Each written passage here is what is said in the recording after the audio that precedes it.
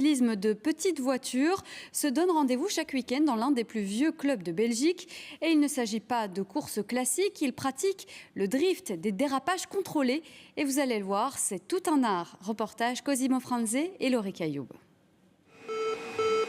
Top départ, les voitures s'élancent à toute vitesse sur la piste. Le tour ne dure que 30 secondes, mais le gagnant n'est pas celui qui arrive le plus vite, c'est celui qui dérape le mieux sur ces lignes jaunes. Voici ce qu'on appelle du drift. David et Alan sont là tous les week-ends. M'amuser, me vider l'esprit. J'ai un boulot assez contraignant, donc ce qui me permet de pouvoir justement prendre un peu de plaisir, rencontrer des gens hyper sympathiques. C'est la glisse, le plaisir d'arriver à la proximité du leader, par exemple. Enfin, c'est l'ambiance surtout aussi. C'est une famille, hein, c'est excellent, quoi. Ces petites voitures électriques sont pilotées avec ces télécommandes. Moteur, couronne, châssis, elles ont presque toutes de vraies voitures.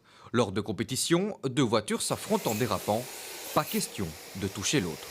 En tant que leader, c'est de suivre la ligne, donc dans les box, le plus fluide possible. Et le chasseur, avoir le plus de proximité, tout en suivant la ligne du leader. Pour ces passionnés, le drift venu du Japon est tout un art, bien loin des clichés.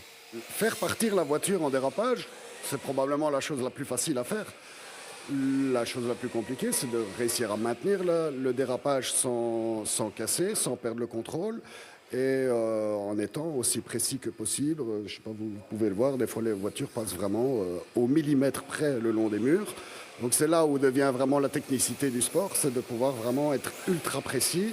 En tout, comptez entre 500 et un peu plus de 1000 € pour ce genre de voiture et sa télécommande. Place à l'actualité.